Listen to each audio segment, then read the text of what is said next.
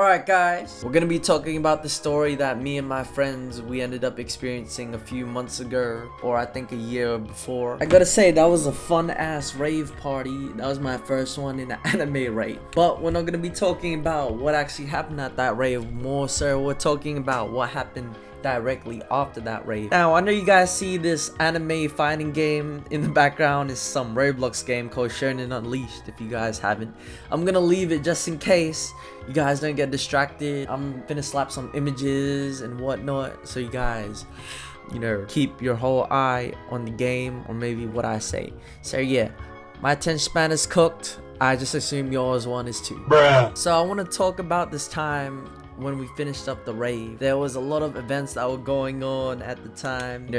Me and my friend Alvin, he's black, by the way, guys, just so if you didn't know. We're hanging out with this other dude that liked anime. He liked this anime called Neon Genesis Evangelion. If you guys haven't watched that already, be sure to check it out. My friend Nathan likes it, and I gotta say that it's a very symbolic anime and it's very interesting. One of the characters there is a groomer, the other one wanked off. Bro, it's a really messed up anime, guys. But anyways, I don't want to talk about Neon too much. I want to talk about what happened when we went home. So basically, guys, when we went home, we had to take these bus replacements. Now, this is what was happening around the time in Melbourne. I think right now they have this whole new place for Melbourne in Australia. They have a train set up where we can go home way faster. But before, we couldn't because this was under construction at the time. So we had no choice but to take some bus replacements, and because of that, we had a whole lineup in order just to get in a bus, and we ended up meeting multiple different people at the middle of the night. It was like 1 to 3 a.m. People were still up at night, and it's kind of surprising because I guess people just worked that hard just to get a job or some cash. But there were a bunch of people all in one line, and I gotta say, a lot of them were actually very chill when it came to it. When I was talking to some of them, me and my friend Alvin, he talked to some girls. All in all, I gotta say, it was like a very fun ride while on the way home. And while we were on the way home, we ended up meeting these 3 guys in the same bus as those girls. And we're gonna be talking about them because they're the main central point of the story right now. So from what I particularly remember is that they were actually kind of chill. And what I said before is that they were kind of like all these homeless dudes, the homeless dudes that we all think are crazy. They're the type of people that actually kind of spit some facts. They give off, the Kanye West type of vibe, the weird, maniac, manic type, smart genius type vibe, 21st century schizoid man. While we were at the bus, we were having a good ass time. We were talking to the girls, and there's other 3 guys at the same time, and I gotta say that they were pretty chill. One thing I remember from one of the dudes is that he kept on saying this one word. He was like, fucking A. Like every single time we were talking to him and he would agree with the point, he would always say that line, fucking A. There was this chill girl who we spoke to, and she was pretty nice. She was like a very sane person in contrast to everybody else inside of that bus. Had we been on the train, we would have never experienced any of these things going on. It's like every single time when I go to the bus or do a bus replacement, it feels like you can actually talk to people. It feels much more authentic, and it gives this feeling of authenticity inside of my brain compared to something on the train. When you think of a train, it just usually feels like you're just going to a place, maybe to work or maybe to school, university, and such. But when you're in a bus, I was in a school bus, by the way, it makes you feel like all of you guys are one big thing, and it's a beautiful feeling. So we ended up stopping at a station. Then all of us basically stopped and went to the train station, but for some odd reason, me and Alvin and these other girls, we ended up going in the elevator, and we just waited there for a while. I swear we didn't do anything sexual, if anybody is wondering that. And then a few minutes passed after some conversation. People ended up picking up those girls, and so me and Alvin, we just went back to the actual train station just to check on things. So we wait for the actual train to pull up, and we end up meeting the girl from before, the chill, sane girl from before, and there's 3 drunk weirdo guys out of nowhere. And in the distance, you can hear one of them talking about how they murdered someone, and they were bragging about it to like the train guard or night officer, whoever was running it. And it was like the weirdest situation ever, because who says, oh, there's things to, you know, somebody that's possibly going to contact the authorities? I think at the time I was kind of frightened by what he was saying, and I was on guard. But when I think about it now, it's probably just a ploy in some sort of way, just to, you know, scare somebody, or just to brag about, you know, certain things that aren't true. So we ended up entering the train, but the drunk guys that ended up sitting next to us, you know, Alvin, me, and the chill girl that was there, we ended up having this weird conversation. When I was talking to them, I was kind of on guard that whole time after hearing that whole thing about like a quote-unquote murder. So I would be naturally suspicious with them, try to keep my distance with them with what I say, and try my best not to provoke a reaction or make them angry.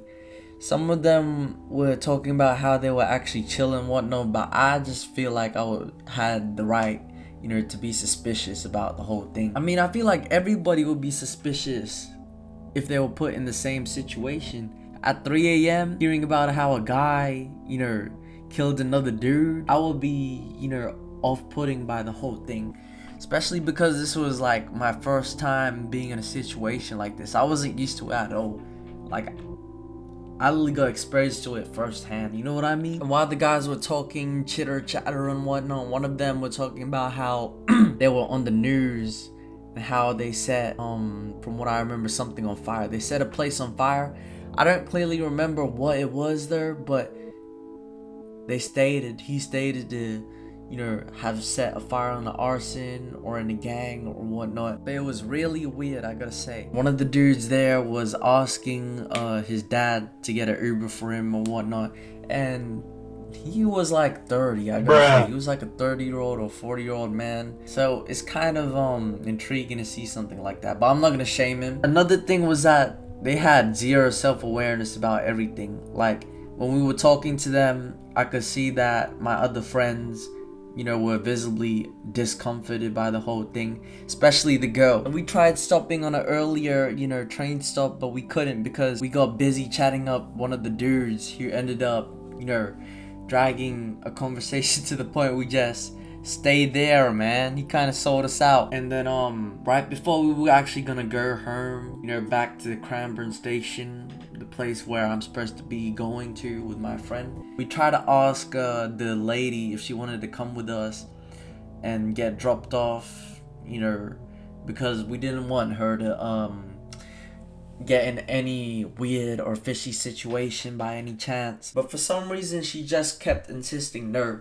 So what we did was we got her Instagram just to make sure that she was okay if she needed help whatsoever. She was basically left there to talk to this one guy, one of the 3 dudes, who had no awareness that she didn't want him to talk to her, if that makes any sense. She basically ignored him the whole time, and, you know, from what I heard, nothing bad actually happened. It was pretty fine. We all went about, you know, the night. When I went back home, I was just thinking about what had happened and, you know, the encounters that we had made, so much people and so much events, all in the span of like maybe 1 to 2 hours, I would say. It was really bizarre, and part of me wonders if the things that those guys said were really what, you know, actually happened. All in all, I just think that I made the right decisions when we were put in a scenario that could have endangered us. I feel like if I were put in a situation like that ever again, I would do much better than how I did before. And yeah, it's been a while since I actually talked to the girl after that whole situation. You know, I think she wanted me to text her faster. I'm not sure if she was interested in me or liked me, but I just never really spoke to her for some reason. But I still follow her. Same goes with the other girl that I met. I think I spoke to her for like a little bit, and then that was pretty much it. But yeah, that was basically the whole story. I just want to talk about how random it got. Like, it was such a random event and occurrence that ended up being a comedy, let's say a comedy movie, and then the transition into something even way more possibly serious. It just makes you think that, you know, one thing you do can lead to something that spouts into something bigger. Like how I met my online friends was that I just clicked some random Discord server and I joined it. Later on, it was basically 5 years, 3 to 5 years of adventure, you know, in an online friend group. It was a different experience and I never even expected it. But at the same time, I gotta say, it was something that I really cherished. But yeah, I think that's it for this video, guys. Make sure to like, subscribe, and share if you guys are new, man. I know I kind of sound hyped from all of this, you know, outward and all the story, but it took me about like 2 to 3 hours to actually make this video. So I would really appreciate if you guys could just subscribe, man. Just subscribing, please, man. Alright there, guys.